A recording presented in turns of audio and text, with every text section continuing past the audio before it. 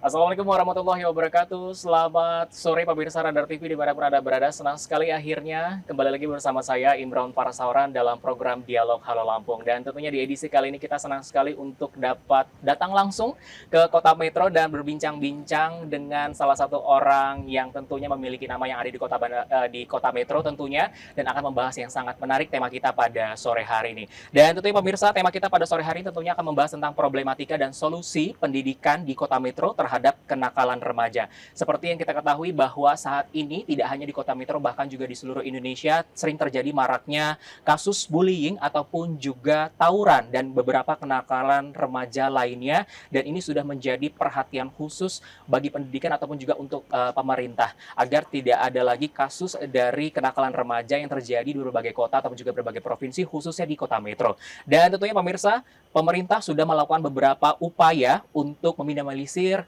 terjadinya permasalahan kenakalan remaja tersebut, mulai dari sosialisasi ataupun juga memberikan edukasi kepada guru ataupun juga remaja saat ini supaya tidak terjerumus adanya kenakalan remaja yang saat ini sudah kita ketahui. Nah, saat ini kita sudah bersama dengan Bapak Cahyadi Lamunyai SH selaku Komisi 2 DPRD Kota Metro yang akan membahas tema kita yang sangat menarik pada sore hari ini. Assalamualaikum, selamat sore Pak Cahyadi. Waalaikumsalam warahmatullahi wabarakatuh. Dipanggilnya Bapak, Yadi, Abang, Yadi. atau apa nih biar lebih Kayaknya Pak Yadi ya? nama aja nggak Nama apa-apa. aja, oke. Pak Yadi, apa Ya. kabarnya hari ini Pak? Alhamdulillah sehat Mas Imron. Luar biasa tentunya, di hari ini juga masih semangat untuk menjalankan seluruh aktivitas khususnya di Kota Metro ya Pak ya? Alhamdulillah. Baik, dan pemirsa tentunya bagi Anda yang ingin bergabung bersama kami, Anda dapat menyaksikan tayangan ini melalui live streaming kami di www.radartv.co.id ataupun juga melalui kanal YouTube Radar Lampung TV, dan juga nanti bisa Anda langsung memberikan pernyataan melalui live chat yang ada di kanal YouTube Radar Lampung TV. Baik, Pak Yadi, ini Pak kalau kita berbicara soal kenakalan remaja ataupun juga kasus bullying yang sudah terjadi di berbagai kota khususnya di Kota Metro, tapi sejauh ini menurut dari Pak Yadi, apakah memang ada beberapa kasus yang sering terjadi khususnya di tahun 2024 kemarin Pak untuk kenakalan remaja saat ini? Alhamdulillah kalau di Kota Metro ya kita terus komunikasi intens dengan Dinas Pendidikan terkait bullying dan juga kenakalan-kenakalan remaja.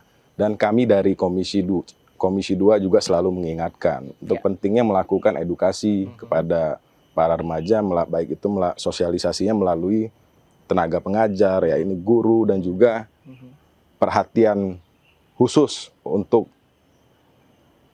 pelajar-pelajar tersebut dari para orang tua. Itu yang selalu kita ingatkan melalui Dinas Pendidikan, untuk ke sekolah-sekolah terkait yang ada di Kota Metro. Jadi memang melakukan sosialisasi tidak hanya untuk si siswanya saja, melainkan juga untuk tenaga pendidiknya ya Pak tenaga pengajar pun demikian. Betul, supaya nanti bisa memberikan edukasi juga, memberikan pembinaan terhadap siswa ataupun juga para pelajar yang ada di sekolahnya masing-masing seperti itu ya Pak ya. Karena seperti kita tahu kan memang Kota Metro ini adalah menjadi salah satu julukan adalah Kota Pendidikan ya Pak ya. Nah, tapi sejauh ini bagaimana pendapat Bapak terkait geliat pendidikan yang ada di Kota Metro Pak?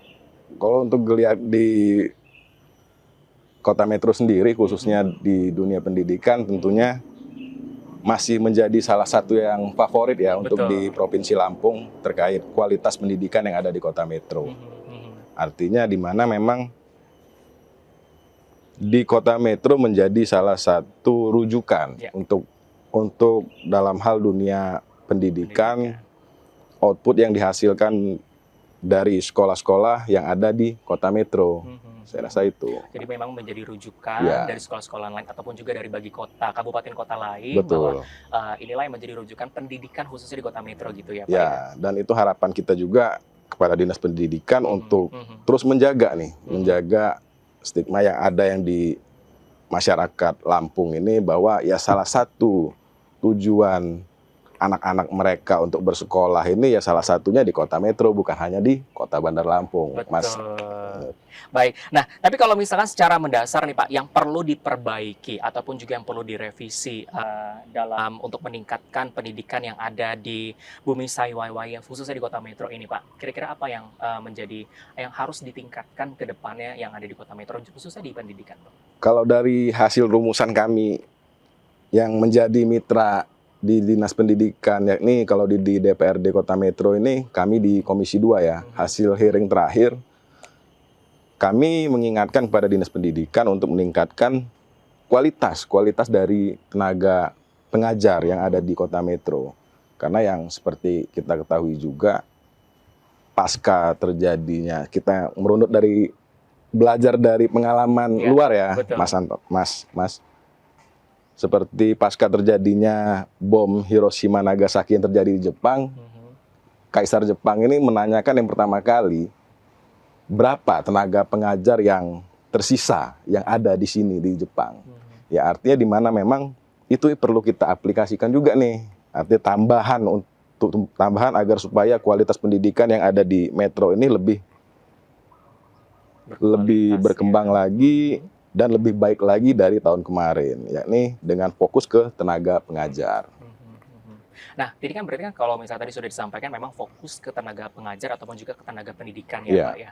Nah, apa yang dilakukan untuk meningkatkan dari tenaga pengajar ini selain memang kan saat ini ada yang namanya PPG dalam jabatan ya Pak ya, ataupun juga PPG Prajab untuk adanya kompetensi bagi si tenaga pendidik ini untuk guru ini lebih profesional lagi untuk menjalankan sebagai tugasnya. Selain guru ini menjalankan PPG Daljab ataupun PPG Prajab calon guru, selain itu apa Pak kira-kira menurut dari Pak Yadi untuk meningkatkan kualitas dari si tenaga pendidik ini sendiri? Ya seperti baru-baru ini kan Dinas Pendidikan ini mendapatkan penambahan kurang lebih sekitar 8 miliar lah untuk pemenuhan mandatory spending di bidang pendidikan. Artinya harapan kami Komisi 2, anggaran tersebut memang kita coba kita prioritaskan untuk tenaga-tenaga pengajar. Ya, selagi dia tidak menumbur aturan yang ada. Kita nunggu juga nih dengan kabinet baru Pak Prabowo ini tentunya berubah nggak nanti dalam hal-hal dasar yang di dunia pendidikannya. Karena biasanya kan setiap ganti kabinet pasti ganti juga peraturannya.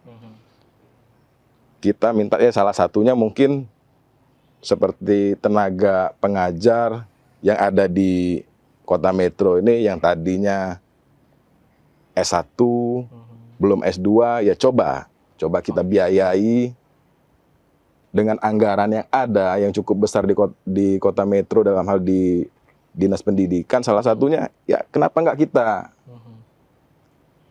kita berikan kepada guru-guru yang memang ya hasil dari mereka belajar juga nanti kan disalurkan kembali kepada kepada siswa-siswa yang ada di Kota Metro. Jadi kan jadi ada manfaatnya anggaran tersebut, nggak terbuang secara percuma. Betul. Yang pastinya yang melekat lah, melekat guru tersebut yang merasa dihargai dalam hal pengabdian mereka. Ya, karena menurut saya hal yang satu-satunya yang melekat dan yang cukup lama hilang kalau dia berupa infrastruktur aja mungkin dia 6 bulan atau setahun sudah ada yang rusak. Kalau dia melekat ke dalam diri si pengajar tersebut melalui kita berikan pendidikan, kita kasih sekolah beliau tenaga pengajar beasiswa full ke situ, ya mungkin insya Allah mungkin ya bisa jadi manfaat untuk para siswa-siswa yang ada di Kota Metro. Mencetak generasi emas ke depannya ya Pak, khusus di Kota Metro ya. Oke, nah tapi kalau misalkan saat ini juga maraknya terjadi adanya, kan kalau orang bilang kebanyakan Pak nih, sejahterakan dulu seorang gurunya seperti itu ya. Baru nanti guru ini bisa melakukan profesional. Padahal memang tugas seseorang guru adalah untuk mencerdaskan anak bangsa. Tapi saat ini memang guru bukan mementingkan, tapi memang membutuhkan adanya kesejahteraan untuk si guru ini sendiri. Nah, selain memberikan beasiswa nantinya kepada guru-guru yang memang memiliki kriteria khusus yang ditentukan untuk mensejahterakan guru ini yang dilakukan oleh pemerintah Kota Metro khususnya, ini apa Pak? Selain adanya pengangkatan untuk P3K mungkin ataupun ke depannya. Ya, karena hari ini memang guru-guru untuk mendapatkan hal-hal tersebut ya ada beberapa proses verifikasi. Itulah maksud saya. Selain dari hal honorarium dan lain-lain, mungkin kita bisa memberikan reward kepada guru-guru tersebut. Ya mungkin yang tidak tersaring dalam hal P3K dan lain-lain itu kita kasih reward berupa sekolah. Dan kalau dinilai juga ya sama aja ya. Kita lihatlah artinya untuk honorarium tenaga pengajar hari ini, ya di hari ini mungkin ya belum cukup lah untuk memenuhi kebutuhan misalnya guru-guru ini sudah berkeluarga, ya kan. Betul. Ya kita harus menghargai lah hal-hal tersebut. Jadi memberikan reward salah satu beasiswa itu tadi. Iya. Ya. Tapi kalau misalnya kita berbicara soal sarana prasarana yang mungkin pernah mencuat soal penambahan sarana prasarana, khususnya penambahan sekolah. Nah, sejauh ini apa memang diperlukan adanya penambahan sekolah ini, Pak? Kalau untuk tahun 2025 ini sih saya rasa untuk penambahan sarana dan prasarana cukup ya, Mas. Untuk di kota metro itu sendiri. Karena kita lihat juga yang bersaing hari ini ya antara sekolah swasta dan negeri itu sudah cukup bersaing. Dengan anggaran yang begitu besar, kita kemarin sudah sempat sharing juga dengan kawan-kawan dinas pendidikan terkait mana nih sekolah yang kita mau kita jadikan pilot project. Jadi ikon di kota metro salah satunya entah itu SD negeri ataupun SMP negeri. Bisa jadi favorit di situ. Kalau untuk sarana prasarana, saya rasa sudah cukup. Mungkin fokusnya ke tenaga pengajar, bisa agar dapat menghasilkan output yang benar-benar berkualitas untuk siswa-siswanya.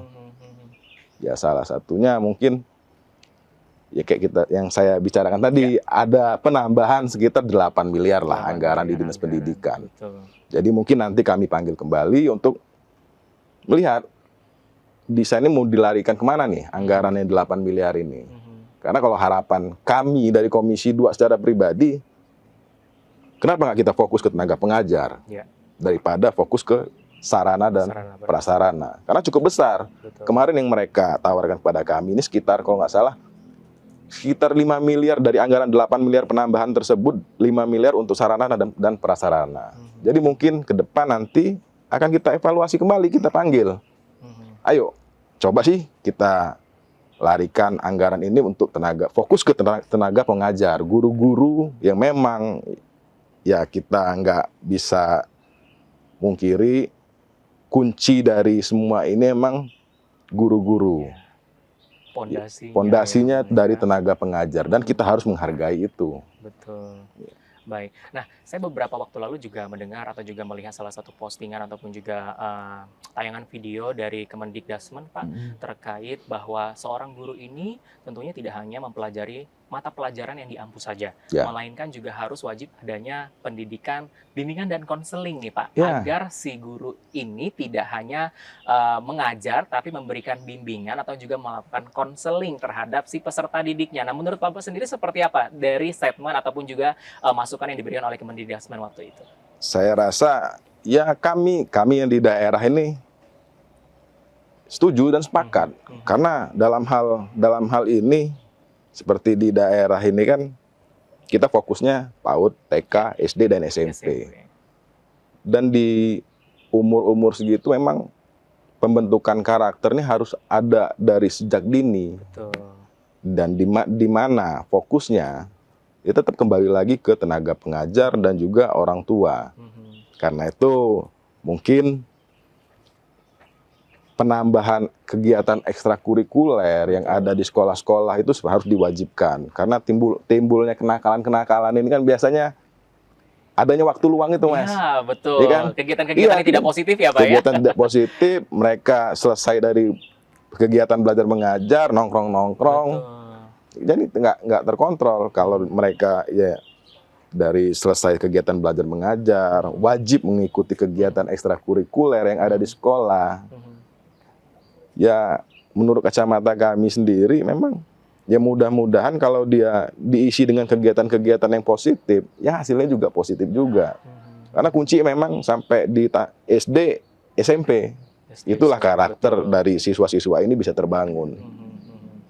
Dan juga tentunya karena kan kalau SD SMP masa transisi dari SD ke SMP, SMP ke SMA, jadi memang masa transisi tidak hanya dari seorang guru atau tenaga pendidik saja yang memang berusaha untuk membentuk karakter dengan baik, tapi juga ada di balik orang tua yang juga memberikan, selalu saya diberikan edukasi nih, Pak, gitu. Tapi sejauh ini, Pak, kebanyakan memang rata-rata bahwa karakter anak ini dibentuk dari bagaimana cara orang tua ataupun juga keluarga mendidiknya. Nah, menurut Bapak sendiri terjadinya ada kenakalan remaja remaja ataupun juga bullying, apakah ini memang menjadi faktor utama pendukung bagi si anak ini menjadi pelaku bullying ataupun juga menjadi pelaku kenakalan remaja yang ada di Kota Metro khususnya? Kira-kira menurut Bapak apa nih yang bisa dilakukan oleh pemerintah khususnya apalagi Bapak sebagai Komisi 2 DPD Kota Metro untuk juga tidak hanya memberikan edukasi terhadap dari si guru atau tenaga pendidiknya saja, melainkan juga memberikan edukasi atau memberikan parenting untuk orang tua supaya bisa bekerja sama cara mendidik anak tidak hanya di rumah tapi juga di sekolah seperti itu. Ya seperti kemarin juga Mas, kita sudah sedikit ya coba intens dengan Dinas Pendidikan. Ya. Artinya pengawasan juga ya guru terkait guru-guru ini kan dia hanya di sekolah, ya, lingkungan sekolah. Tapi kan ya inilah maksud kita yang ini menjadi tanggung jawab bersama ini dan juga orang tua. Betul. Jadi harus ada kolaborasi yang aktif antara guru, siswa, dan juga orang tua. Setelah tanggung jawab guru ini diberikan di lingkungan sekolah, dia di rumah juga orang tua pun wajib melakukan pengawasan lah. Karena di umur-umur transisi SD, SMP itu dia sangat riskan ya kalau untuk pembentukan karakter, Mas. Kita bicara karakter siswa. Mudah ngikut arus ya, Pak. Betul. Oke, baik. Nanti Pak Yadi kita akan membahas lebih menarik lagi karena ini kalau kita membahas tentang pendidikan, kenakalan remaja dan sebagainya sangat menarik sekali, Pak. Ini bisa-bisa 4 SKS kayaknya ya, Pak. Banyak banget ya. Baik, pemirsa jangan kemana-mana, tetaplah bersama kami di Halo Lampung akan segera kembali di segmen berikutnya. Tetaplah bersama kami.